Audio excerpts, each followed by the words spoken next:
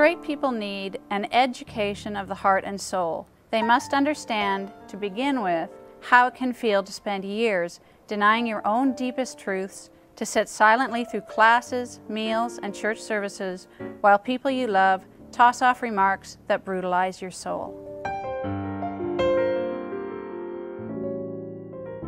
I'm Alex De Silva and I identify as a lesbian, and I want to do this because the school system does need a change. Most of the stuff I get is verbal, and I can at least get it like once a day. Just depends where I am and what I'm doing. I have never really had a moment where I've been like, oh my gosh, what's happening to me? What am I gonna do? How is this gonna affect my life? Because I've just kind of been like, all right, well, you know. City bus had someone viciously pull the cord wanting to get off very fast after me and my girlfriend got on, just kind of pathetic. I'll blatantly just walk around sometimes and be like, oh my gosh, how are you today, right? And people know me for that, just because that's how I am, but. My mom noticed I was spending a little bit too much time with a certain girl, so she started questioning that, so I told her that I was gay, and she reacted quite drastically. I was kicked out for about a month. Well, one was my stepfather. When he found out, I got kicked out of the house. And now I get kicked out every 2 weeks for about a night or two. The ostracism, being isolated, wasn't ever a factor for me because of the cerebral palsy, because I've lived a life from a wheelchair. So I wasn't, you know, my social experiences to begin with were different. And then you couple being gay on top of that, and yeah, they're going to be different again, but I was prepared for it in a weird way, I think. I had someone get on at the same stop and get right off the bus. And then a whole bunch of people were coming to me like, so we heard that you told her you were gay. And I was like, no, come on.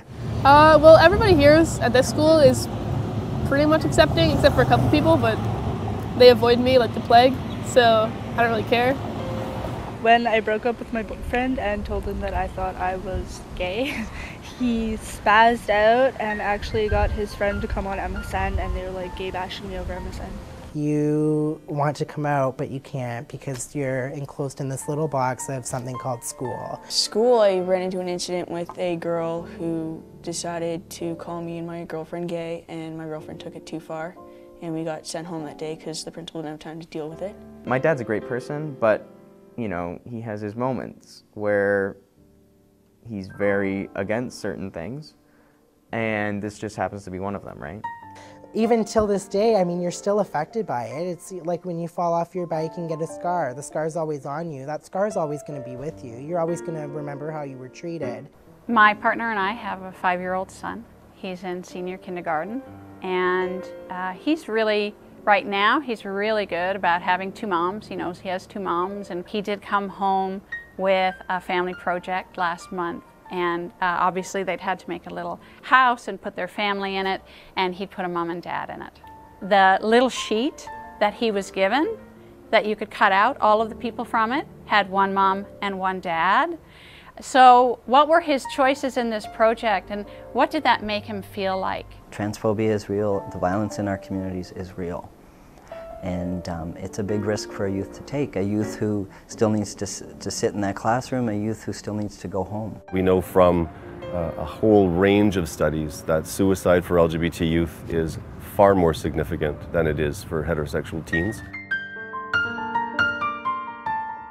The church has been a very painful place for lots of people who are part of the queer community. And there are places that are safe places, but you really have to do your homework to find them. It's my faith that has made me able to be accepting, and I realize for others it's not. It works the opposite way. I haven't been able to share that though with the kids as much. Their attitude is, you know, God doesn't exist at this point. I think that Scripture talks about how we're called to love one another and how we're called to live with dignity and respect with one another. The church needs to say, we love everybody, regardless of where you're coming from, as long as you're being respectful and treating all of creation with dignity. Do people ever say not so nice things about people that have 2 moms? Can you tell me about that? Some people say in church, the people that are in church. What do they say? They say being gay is not okay. And what do you think? I think being gay is okay.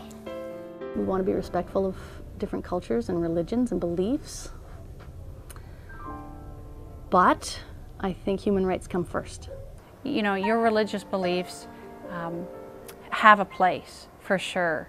But in the public domain, then this is where we need to be respectful, and this is where we need to be accepting of everybody's diversity. A broad community that is prepared to stand up for the rights and for the culture of compassion.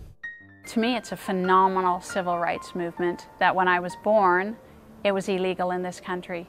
I never thought I would have the right to marry my partner. I never thought that would happen in my lifetime. Well, human beings have a right to live their lives in the way that is right for them, that is intrinsically right for them. And I think that's been the one really exciting thing about the advancement of rights, is that shift in discourse from a moral one to a human rights discourse. What helped you when you sort of were figuring out who you are? Basically friends most of the time, because they were like, whatever you decide or whatever who you think you are, we're still gonna be your friend and we're still gonna support you. So it kind of made it easier to tell people. Because if you have that one person who's like, I'm gonna be with you no matter what, then it's a lot easier. I have friends that are gay and lesbian, so I like to talk to them about stuff when stuff's bugging me, and my girlfriend. Having Brittany and Chelsea as my sisters has really been an experience. They've been very supportive through everything, which is always good to have that kind of supportive backup, And I think that by having a family that's as supportive as I've had has made it really easy. The staff here are really surprisingly supportive. Most of them don't make, I've never heard any of them make comments, and most of them will, if something is said, say something about it because it's considered bullying. Teachers, they probably don't realize it, but just that offer, it's huge for students.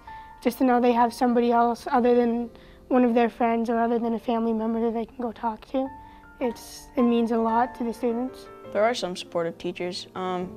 I think if some teachers who are gay should come out, because then those the youth, they have someone to talk to, and over the 4 years that you're there, you find out what teachers are gay, even if they're not out. So just come out. You know, abolish those very ignorant, hurtful, homophobic remarks like that's okay. Please start there at least. When somebody uses gay as a pejorative term, oh, that's so gay, right? First of all, I need to correct them because I'm a teacher, but I don't need to make them feel like a bad person. As we move through this system, I need teachers trained around issues around homophobia and heterosexism. I need information about all of those issues embedded in the curriculum. I need the teachers reading books that include alternative families. I need teachers not to say all the time, your mom and dad, your mom and dad, your mom and dad. And that's not just for my child, that's for all the children. The ways we speak with children about family composition and the way people relate to one another, we need to be inclusive of different ways those families can be represented. That occurs in just about every communication we could have with our community and throughout our schools. And this isn't about throwing away your own beliefs. This is about just keeping your ears open and respecting that people have different vantage points and different viewpoints, and really trying to keep the judgment out of that. Something else that's been really great is the GSA at school. We have a GSA now. It's a club. It's the Gay Straight Alliance. It lets you know who in the school is kind of on your side kind of thing. I think first we're a group of allies, and then we try to do some awareness within the school and then within the community as well. So things like Pride Prom or Try Pride, or things that are going on that I want the kids to know about and feel good about. And we get to put stuff out there and make people aware of it, and then, I don't know, you see how people react and it just helps. One of the first questions that she said is, are you involved with OK to Be Me? I said, no, I don't even know what it is. Definitely the OK to Be Me youth group, just somewhere to be with a positive environment. That was a big one for me because I have somewhere to go where I can be who I want to be and I don't have to deal with anyone's homophobic crap. I don't want to go there and have everyone crying you know, singing songs about how they're like losing dignity, you know what I mean? We've never said, what do you think we can do to make the school like gay people? We always say, what do you think we can do to make it an inclusive place, right? I don't expect it to be a quick change, but it'd be something we should all work at, I think.